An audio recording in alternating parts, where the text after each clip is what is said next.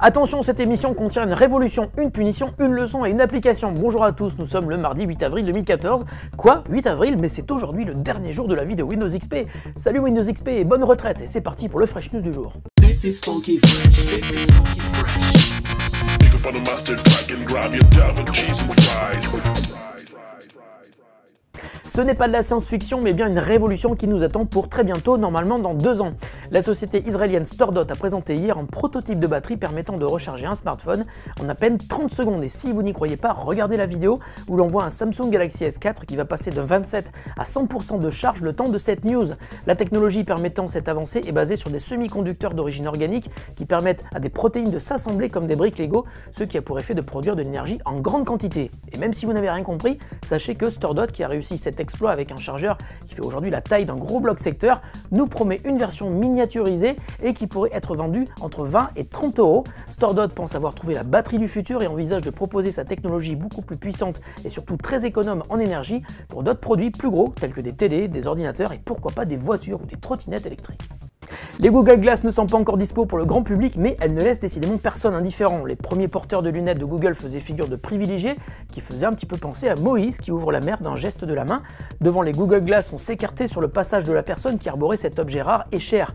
2 ans après leur lancement, les Glass font toujours autant parler, mais on commence un petit peu à s'impatienter. Et les Glass Explorer, ceux qui ont eu la chance de payer 1400 $ pour ces lunettes qui n'ont même pas de verre correcteur, n'impressionnent plus personne. La tendance est aujourd'hui en train de s'inverser, car qui porte les Google Glass est capable de prendre des photos, de filmer, et ce sans demander l'autorisation à la personne qui est en face. Cela ne plaît pas évidemment à tout le monde. On a d'ailleurs entendu pas mal d'histoires de porteurs de Google Glass qui ont été virés d'un restaurant ou verbalisés par la police car ils portaient des Google Glass. Un membre du Congrès américain a même fait de Google Glass la cible de son combat pour le droit à la vie privée. Alors si Google envisage toujours de sortir les Glass cette année, en 2014, une étude qui vient d'être réalisée par l'agence Tuluna aux États-Unis indique que 72% des Américains refuseront de porter des Google Glass, et ce n'est pas pour leur prix, mais bien car ils estiment qu'elles portent atteinte à la vie privée.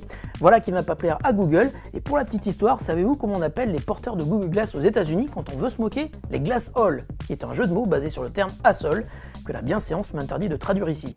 Les photographes, les vrais, pas ceux qui utilisent Instagram, utilisent Photoshop pour retoucher leurs clichés, mais également Lightroom pour gérer les fichiers RAW et DNG, les négatifs numériques, et organiser leur collection de photos. Ce sont 2 outils tous deux proposés par Adobe, mais qui sont complémentaires plus que concurrents. Et Adobe vient aujourd'hui de dévoiler la première version mobile de Lightroom qui nous propose une fonctionnalité inédite. Lightroom peut être d'une part utilisé comme une appli classique de retouche de photos, il permet d'importer des images et de modifier l'exposition, la tonalité, les couleurs et tout un tas d'autres réglages pour améliorer les photos, mais d'autre part la véritable innovation de Lightroom sur iPad est sa manière de travailler en collaboration avec la version ordinateur de l'application. Lightroom mobile est en effet capable d'importer une version allégée de vos photos qui pèse très lourd.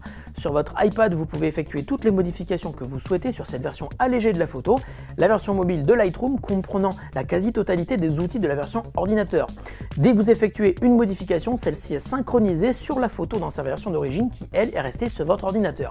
Lightroom mobile pour iPad devrait devenir un outil indispensable pour les photographes qui vont pouvoir à la fois toucher leurs photos, mais aussi les retravailler facilement et les partager depuis leur iPad. Lightroom est gratuit, mais nécessite un abonnement Creative Cloud lui permettant de communiquer avec Lightroom pour Mac et PC, lui aussi inclus dans le même abonnement. Et la question du jour nous vient de Ryan qui nous demande s'il existe un moyen d'avoir AdBlock sur iOS histoire de ne plus se faire polluer par les pubs sur son iPhone. Alors cher Ryan, aujourd'hui ça va être ta fête, on va pas t'engueuler mais on va t'expliquer pourquoi. Si tu nous regardes aujourd'hui et que cela ne te coûte rien, c'est car nous pouvons te proposer nos émissions en contrepartie de l'affichage de publicité sur notre site et devant nos vidéos. En clair, quand tu regardes une pub sur YouTube, ça nous rapporte quelques centimes, très peu, et quand tu vois une pub sur le site biggeek.fr, ça nous rapporte aussi quelques centimes, mais là aussi très peu.